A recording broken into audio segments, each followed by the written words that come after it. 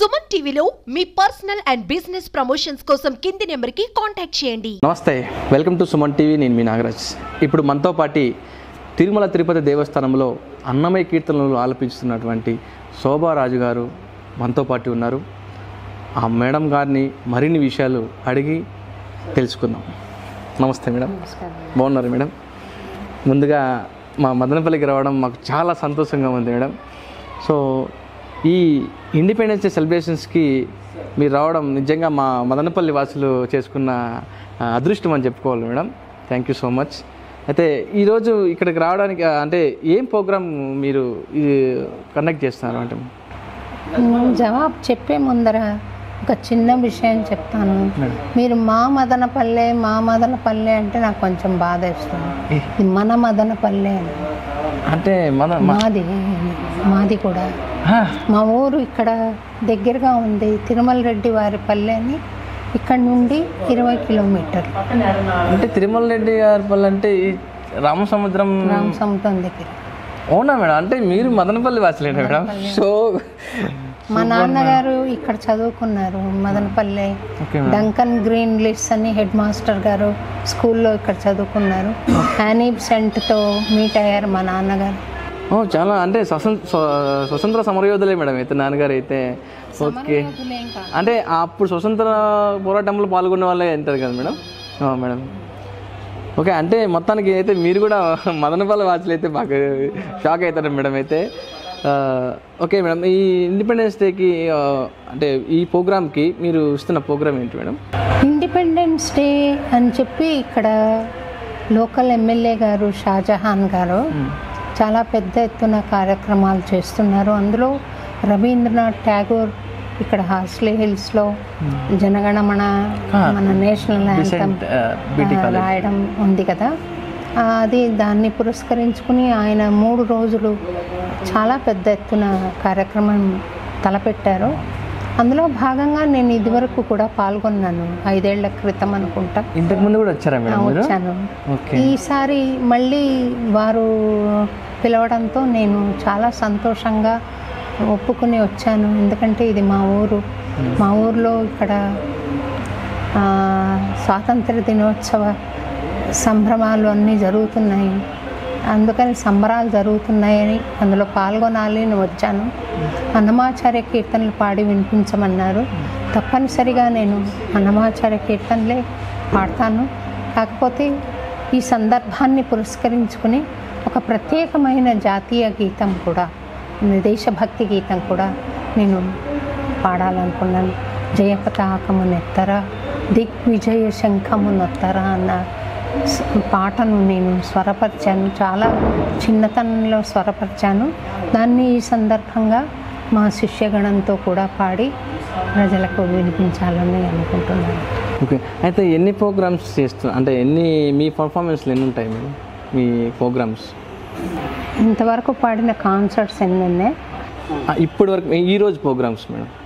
ఈరోజు ఒకటే నేను పాడేది, సాయంత్రం పాడతాను. మళ్ళీ మా అన్నమాచార్య భావనవాహిని హైదరాబాద్లో స్వాతంత్ర దినోత్సవాన్ని పురస్కరించుకుని ఫ్లాగ్ హోయిస్టింగ్ ఉంటుంది అక్కడ కూడా. అయితే 15 సాయంత్రం గవర్నర్ గారు పద్మశ్రీ వచ్చిన కళాకారులను పెద్దలను అందరినీ కూడా పిలుస్తారు కాబట్టి అక్కడ గవర్నర్ గారిని మీటింగ్ ఉంటుంది. సో మేము కూడా విన్నాం మేడం, మీకు పద్మశ్రీ అవార్డు వచ్చిందని. Congratulations madam. సో ఎప్పుడు వచ్చింది మేడం అది? ఇది 2010లో వచ్చింది. 2010. ఓకే, అప్పుడు మేము చిన్న పిల్లలు అయితే. ఓకే మేడం, ప్రోగ్రామ్స్ అంటే మీకు సంబంధించిన మీరు ఇక్కడ మదనపల్లి వాసి అంటున్నారు. ఇన్ని సంవత్సరాల నుంచి అంటే మీరు పుట్టి పెరిగింది ఇక్కడేనా మేడం? మదనపల్లిలో నేను పుట్టి పెరగలేదు. నేను పుట్టింది వాయిల్పాడులో పుట్టాను. కానీ మదనపల్లె వచ్చిపోతూ ఉన్నాను చాలాసార్లు.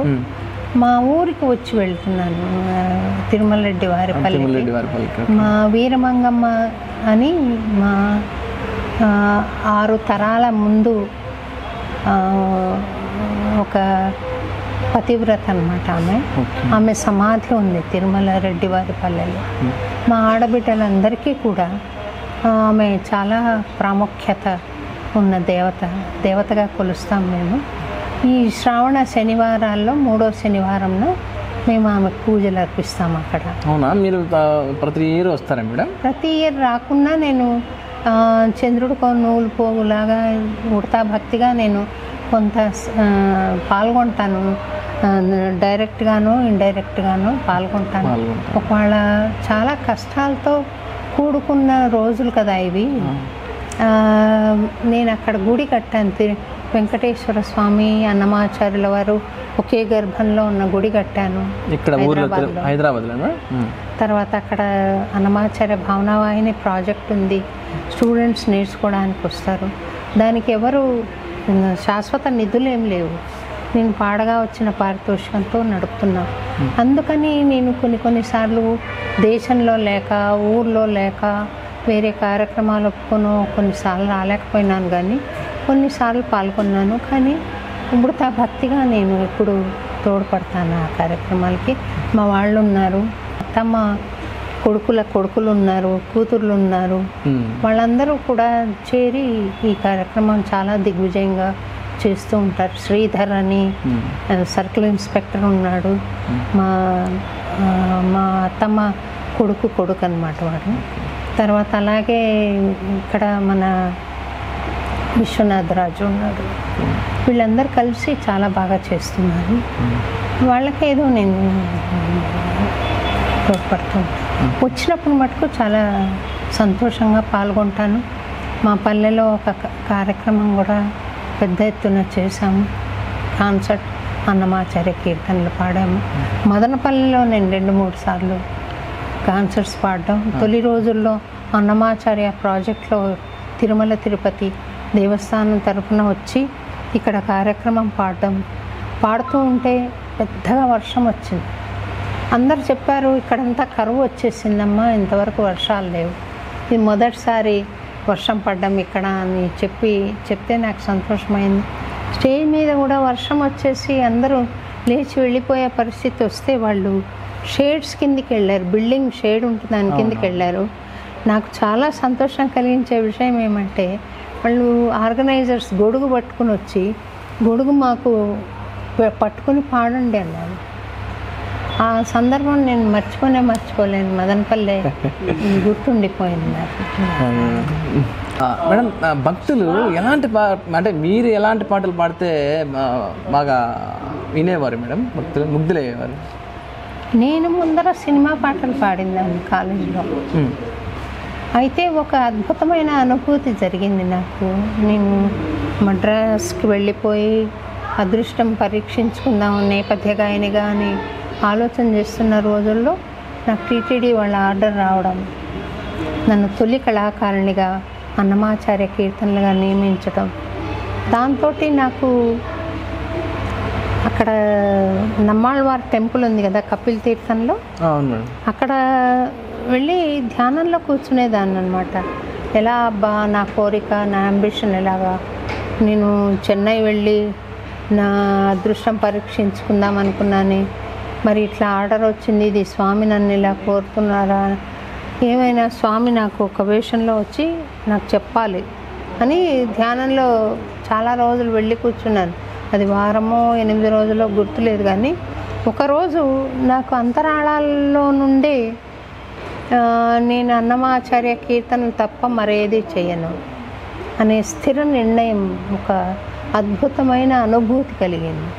అనుభూతి కలిగాక నాకు ఇంకా చాంచల్యం లేదు. నేను కొండకి స్వామికి మాట ఇచ్చాను, ప్రపంచవ్యాప్తం చేస్తాను నీ కీర్తన స్వామి అని. అప్పటి నుండి కూడా అన్నమాచార్య కీర్తనలు. అంటే మీరు ఇప్పుడు పూర్తిగా అన్నమాచార్య కీర్తనలకే అంకితం అయిపోయారా మేడం? అవునమ్మా.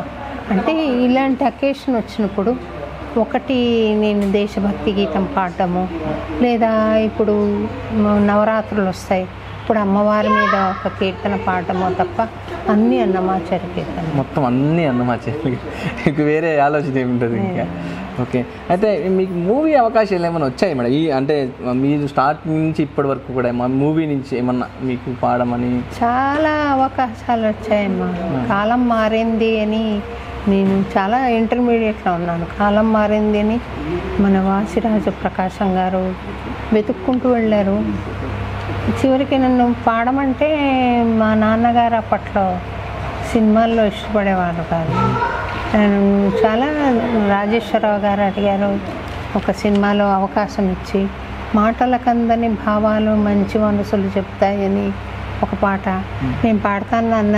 మా అన్నయ్యలు కూడా, మా చిన్నన్నయ్య చెప్పాడు పాట బాగుంది, మా నాన్నగారు ససేమిరా అన్నారు. అప్పుడు మళ్ళీ నేను ఇంకా సరే అస్త్ర సన్యాసం చేసేసాక ఇంకా నేను సినిమా పాటలు పాడను అని నిర్ణయించుకున్నాక నేను హైదరాబాద్లో ఉండగా ఆయన మహిపాల్ రెడ్డి గారు అని ఒక ఆయన సినిమా తీశారు. నన్ను మా ఆయన్ను పిలిచి నువ్వు ఈ సినిమాలో ఒక కీర్తన, తర్వాత బాలసుబ్రహ్మణ్యం గారితో ఒక డ్యూయట్ పాడాలమ్మా అని చెప్పి అడిగితే, నేను అన్నమాచార్య కీర్తన ఒకటే పాడతానండి, డ్యూయట్ పాడను అంటే ఆయన అడిగారు చాదస్తమా అమ్మ అని కూడా అడిగారు.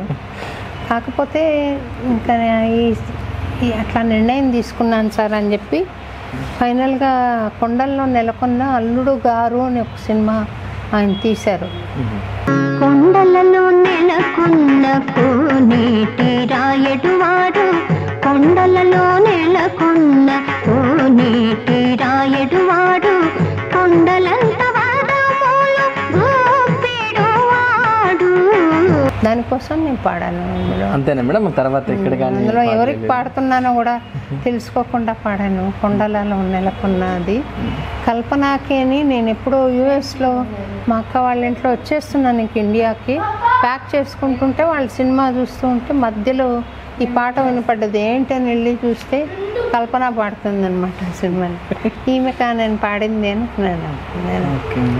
ఓకే మేడం, ఈ మధ్యకాలంలో అన్నమయ్య సంబంధించిన పోస్టల్ స్టాంప్ కూడా రెడీ చేశారు మేడం, దాని గురించి ఏమన్నా? స్టాంప్ రిలీజ్ చేసి 20 ఏళ్ళు అవుతోంది. ఓకే.